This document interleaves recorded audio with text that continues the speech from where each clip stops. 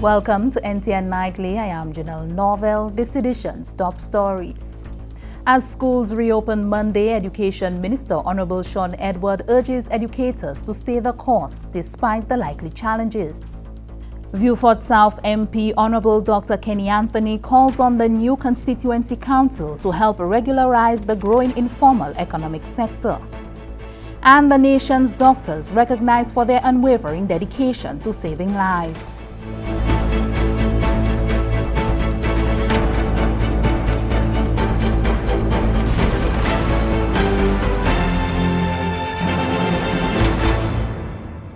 Following weeks of consultation with stakeholders and guidance from the Ministry of Health and Wellness, the Ministry of Education, Sustainable Development, Innovation, Science, Technology and Vocational Training has taken the decision to reopen schools in the physical setting as of Monday, October 25, 2021 on a phased basis. Key grade levels will resume in the first instance and include kindergarten, grade 6 and forms 4 and 5. The reopening of special education schools has been postponed and a pronouncement on the new date will be made in the coming week. Minister for Education Hon Shawn Edward has welcomed the reopening of schools, albeit in a controlled manner, noting that there is no substitute for in-person instruction. And as much as some schools were able to make strides with the online platform, I think there can be no substitute for face-to-face teacher-student interaction. And the more of our children who can get into mainstream schooling by way of face-to-face interaction with teachers, the better it will be for us. Underscoring the impact of COVID-19 on all facets of life and sectors in the society, Hon Edward encouraged educators to stay the course. The return to the physical setting, he noted, will be challenging. Let me say to principals and teachers, there are going to be bumps along the road. Do not be too quick to hoist the white flag of submission. Put calls through to the ministry. Let us have meaningful engagements and dialogue. Let it not be a contest. Because as I said, all of us in this country, in these trying times, have to be pulling in the same direction for the salvation of our country and for the betterment of our children. As students return to the classroom, the ministry has ensured that the school feeding program and the transportation subsidy program also resume on Monday, 25th October. Parents and guardians of students who are currently assigned to the transportation subsidy program are asked to note that the students will continue with the same drivers as the last academic year.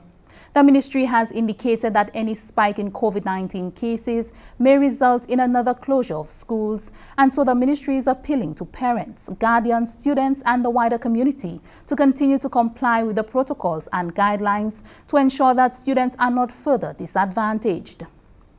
In other education news, applications to select programs at the Sir Arthur Lewis Community College are opened to the general public for January 2022 admissions. The college is providing yet another opportunity for citizens to access programs at the bachelor, associate degree and certificate levels, including the Bachelor of Science in Nursing. Other programs on offer for January include a new program on climate-smart agriculture. The program is geared towards developing agricultural entrepreneurs who are competent in both crop production techniques and entrepreneurial approaches to agriculture. Graduates of this program will be able to identify and capitalize on business opportunities related to crop production with the goal of establishing viable agribusinesses within the input supply, agricultural production, processing and distribution sectors. Applicants can also access programs in business innovation and sustainable entrepreneurship, digital humanities, new media and creative industries, engineering and the circular economy, sustainable tourism and hospitality, professional and lifelong learning, and pre-college units. A full list of the programs and the application form are available on the college's website, www.salcc.edu.lc. The deadline for applications is October 30, 2021. The parliamentary representative for Vieux Fort South, Hon Dr Kenny Anthony, has urged the newly installed Constituency Council to effect change in the town of Vieux Fort and address the mushrooming problem of haphazard developments. Hamadi Mark tells us more. A new Constituency Council has been installed in Vieux Fort South. The local government entity consists of 11 councillors and a mayor in the person of Cyril Saltabus. The swearing-in ceremony provided a platform for officials to share a new vision for the Vieux Fort South constituency. Parliamentary Representative Hon Kenny Anthony highlighted his hopes for the community that includes plans for beautification. I'm exceedingly concerned that in and around Vieux Fort, we are allowing so many persons to put up little kiosks, little buildings at our main entry points. And it is becoming a very haphazard and very ugly scene.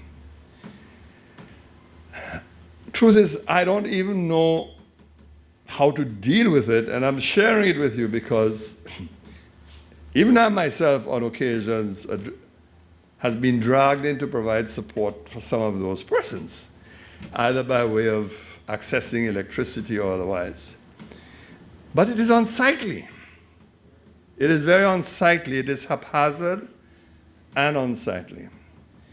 And there is a challenge to see how we can find the right balance to allowing those individuals to earn a livelihood, but at the same time to get them to understand that they have to respect our environment and that we need to make a statement about the quality of environment that we have. Minister in the Office of the Prime Minister with responsibility for housing and local government, Honourable Richard Frederick, sought the Council's commitment to serving the poor and indigent in the Vieux Fort South constituency through the Housing Assistance Program. I said, gentlemen, we need to touch the hearts of the poor people and point l'argent ça là et dépenser les vieux kaimoun qui passe à faire pour koyo, and it was approved. So each and every constituency will be given their fair share, and you all will decide through the rep which houses are given priority. No pas ça fait tout. But what I want you to do, it is work for the people, it is work by the people. Let the contracts be executed by the people in Vieux Fort South. Addressing the attendees at the swearing-in ceremony, newly appointed Mayor of Vieux Fort South, Cyril Saltabus, pledged the Council's commitment to carry out its mandate diligently. Under my stewardship, I assure you that we will do our utmost best to deliver to the diverse constituents of Vieux Fort South. Our desire to serve diligently by putting the needs of the people first through the maintenance, the upkeep, and the transformation of our community. I pledge that we will seek to achieve our shared vision for Vieux Fort South with vigor and valor as we work to improve the infrastructure of our town of Vieux Fort and its environs, to elevate the livelihoods and living standards of Vieux Fortians. The mayor called for the participation of residents in sharing community development ideas, holding the council accountable, and their cooperation in remedying challenges facing the constituency. From the Government Information Service, Lumedi Mark reporting. With the increase in the need for food safety in St. Lucia's agriculture sector, the Ministry of Agriculture, Fisheries, Food Security and Rural Development has partnered with the Department of Environmental Health to host a meat inspection program. Anissa Antoine reports. The meat inspection program was a two-part training program primarily targeted at officers from the Livestock Division and the Department of Environmental Health. The training included both a practical and theoretical session on how to conduct proper ante-mortem and post-mortem inspections. An ante-mortem inspection is performed on an animal before slaughter, whereas a post-mortem inspection is performed after slaughter. According to Animal Health Officer at the Ministry of Agriculture, Columbus Philippi, while St. Lucia is not known to have any diseases that would render the carcasses unsafe, there are conditions that can render the meat's quality unmarketable. He emphasized the importance of the inspections in protecting public health by ensuring that carcasses and parts entering commerce are wholesome and disease-free. Both ministries actually are suffering from a lack of resources in terms of manpower. A lot of the old guard, so to speak, is on their way out. and we are seeking to train the younger members of staff into, like, it's more an in-house training program assisted by PAHO, where we're trying to pass on the knowledge, pass on the information to the younger staff, and to bring them into the fold where they could carry out the inspection when myself and other senior members leave. PAHO consultant Claudius Prosper says that whilst antemortem and postmortem training is necessary and informative, the onus is on the participants to continue to practice and improve their skill set. We are hoping that after they have witnessed what is happening here today, right, that would prompt them, because you'd well appreciate that this one-off session will not make them qualified or versed in conducting post-mortem and ante-mortem inspection. So we are hoping that this session would serve as a springboard where they can go out there and do further research and continue this kind of inspection so that they can get versed. Before slaughtering animals for commerce, livestock butchers and farmers should contact the Department of Agriculture's Veterinary and Livestock Division. Consumers are also urged to exercise caution and safety when purchasing meat products. From the Communications Unit of the Ministry of Agriculture, I am Anicia Antoine reporting.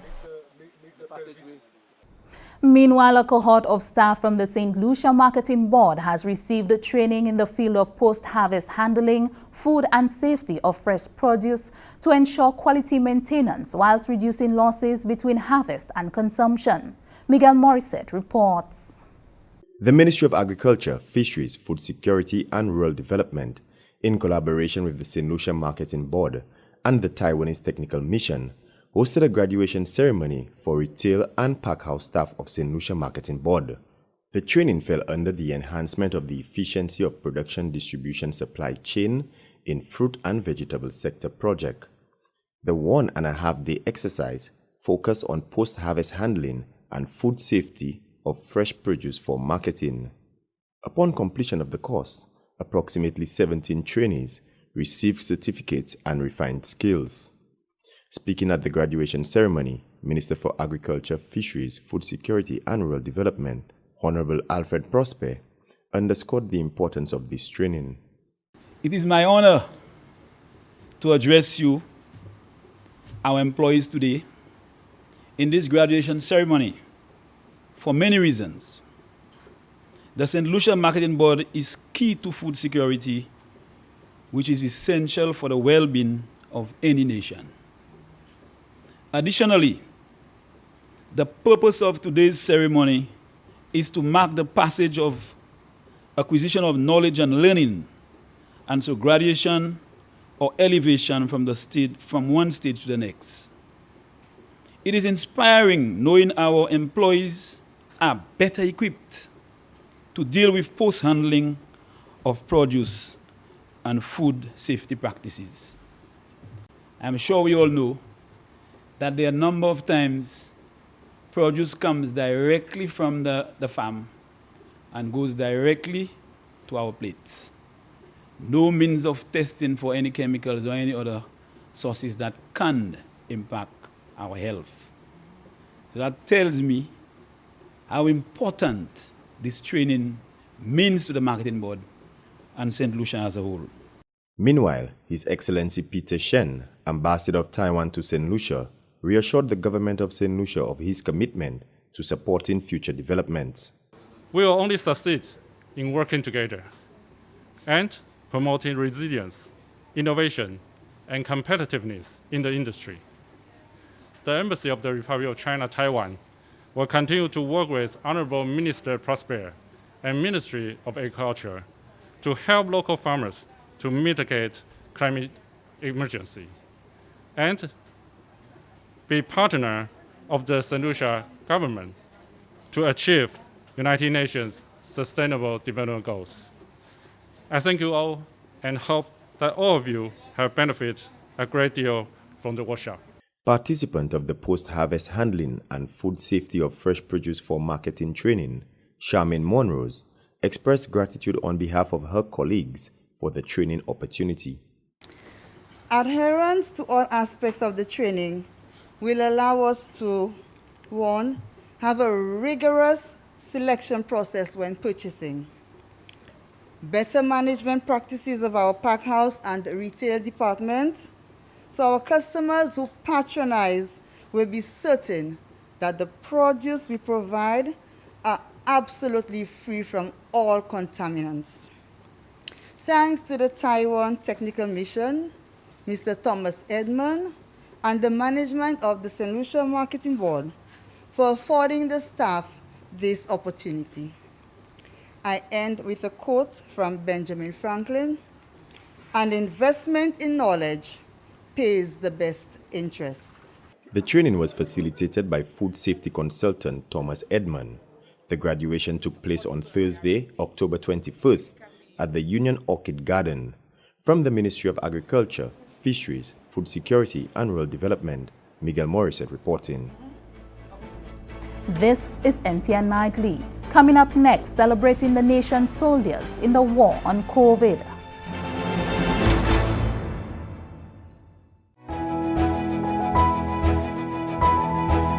We are working parents, and we breastfed both babies exclusively. Moi fais 6 chiches, moi ba yo tout tété ki yo tout ni bon cervelle. Mother's breast milk is naturally the best milk for baby. Love yourself and love your baby. We were breastfed and we are healthy. Breastfeeding saves me money and it's free. Every moment I breastfeed strengthens the bond between me and my baby. I breastfed twin boys and lost all my baby fat. We were breastfed and we have breast milk power. I am Pastor Alvin and I support breastfeeding. For more information, call the Nutrition Unit of the Ministry of Health and Wellness at 468-5359.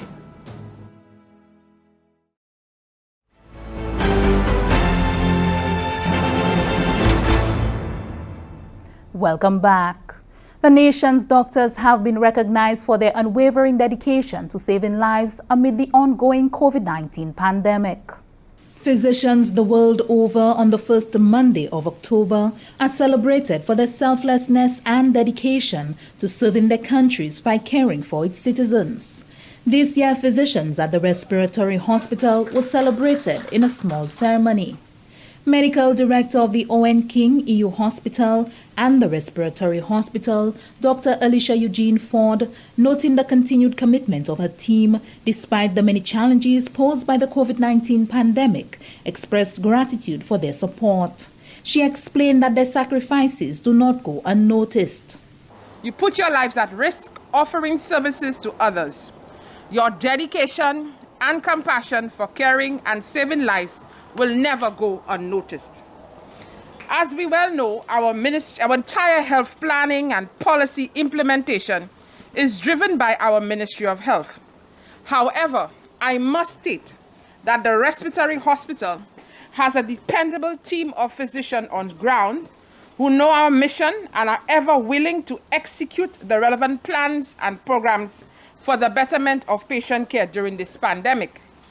As the medical director of this hospital, I am indeed pleased to know that patient and client confidence continue to exist in spite of the constraints and challenges. Medical Officer of Health Dr. Glensford Joseph reminded the physicians that while they are wearing their capes and saving lives, especially during the COVID-19 pandemic, they too must take a break and see after their own welfares. So what we need you to do is really sometimes to step back. Think about your hydration. I know many times you're in that PPE for a very long time. You're hot. The stress, ensure that you're adequately hydrated. Ensure that you have your balance. We preach about a balanced diet. Ensure that we take care of ourselves. Ensure that we take the time to exercise so that ultimately we can be strong to continue that battle. Executive Director of the Hon King EU Hospital and Respiratory Hospital, Nancy Francis, commending the physicians for their dedication, explained that they continue to go above and beyond for their patients. We have seen the contributions of physicians dating back to early civilization in the development of modern medicine and surgeries, and now in this global fight against the COVID-19 pandemic that is ravaging the world and threatening our very existence.